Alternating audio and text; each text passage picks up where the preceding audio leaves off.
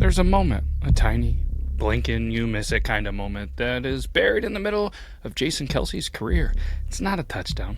It's not a pancake block. Not some viral clip of Jason chugging a beer through his shoulder pads. Though, trust me, we'll get there. It's a moment most people don't even know what happened. A moment that explains everything about who he is, why he became a Philadelphia folk hero, and how a beard, yes, the beard, grew into something way bigger than facial hair.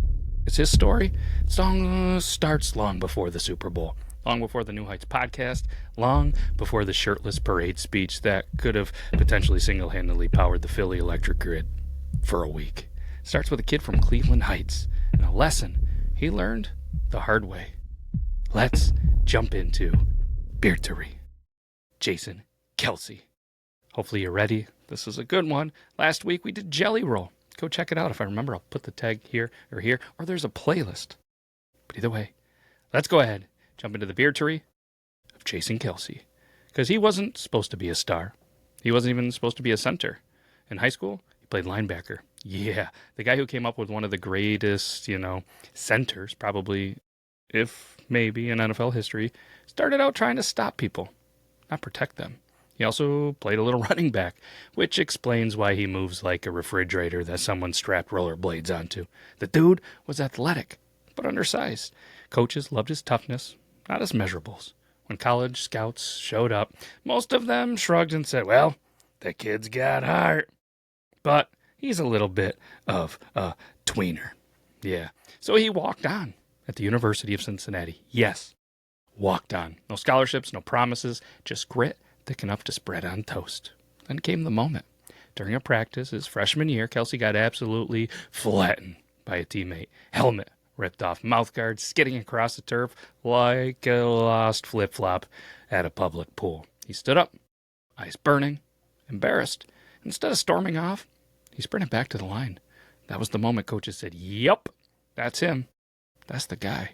That moment, that's the Jason Kelce people don't know. It's now 2011. Jason Kelce enters the NFL draft combine. He doesn't exactly light up the room. They say he's too small, too light. Arms, they're a little bit too short. Looks like he maybe ate protein shakes, but the protein shook right back out.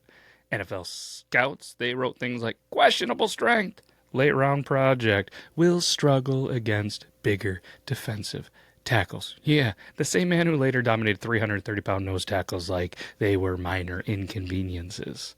The Eagles, they draft him in the 6th round pick. 191 6th rounders. They usually disappear. Kelsey didn't.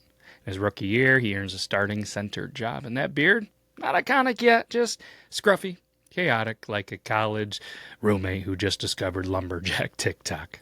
But the beard, it was growing at the same pace that his reputation was. Quietly at first, then suddenly unstoppable. And then there was the speech. You've heard it. You've probably quoted it to your dog. But here's the thing most people forget. Jason Kelce almost didn't speak that day at the Super Bowl parade. It wasn't anything that was scheduled. It wasn't anything planned. He stepped up to the mic in full Murmur's gear, and that glittering green miracle, everything changed. For 6 minutes, he delivered one of the most unhinged, inspirational, electric, blue-collar sermons Philadelphia has ever heard. He called out doubters, he defended teammates, he roared for the entire city. The speech didn't make Jason Kelce a legend. It revealed he already was one. And that beard, well, it was no longer just facial hair. That thing was a symbol, a rallying flag, a declaration that this man was built from steel, cheesecakes, brotherhood, and pure, unfiltered Philadelphia soul. And here's the part that feels like a twist. Jason Kelce, he's emotional, deeply. He's dealt with self-doubt his entire career. He admitted multiple times he considered retiring years before he actually did. He's talked openly about struggling with his body, with expectations, with the fear of letting people down. He's also weirdly musical. Kelsey can sing like legitimately. He's part of the Philly special Christmas album that raises millions for charity, and he's actually good enough that a vocal coach said his voice is professional musical theater quality. He plays saxophone. Yes, seriously, Jason Kelce, destroyer of linebackers, can play the sax like he's auditioning for a jazz club. And the beard, he once admitted he kept it longer during tough times because it kind of made him feel like a warrior, something to hide behind, something to grow into. It's not a beard. At this point, it's armor. When Kelsey walked up to the podium, 2024, people expected a speech, not a masterpiece, not a 40-minute emotional autopsy of a man who gave everything he had and then somehow found more. He cried, he laughed, he told stories that felt like they were written from a movie script. When he said goodbye to football, it hit different, because it didn't feel like an athlete retiring. It felt like a brother laying down his sword. The beard didn't retire. At this point, I feel like it evolved. With that being said, let's jump into the beard rankings. As always, we're going to rank it on thickness and wildness, intimidation level, wisdom points, fear factor, historical impact. So, thickness and wildness, I mean, he has a beard that is dense. It's full, it's powerful, and, still somehow kept just tame enough that he takes care of it. A wild warrior beard with a touch of dad mode grooming. For me, 7.1 out of 10. Intimidation level, I mean, when the beard is paired with, a football helmet, the pads, and maybe a pancake block or two, it's terrifying.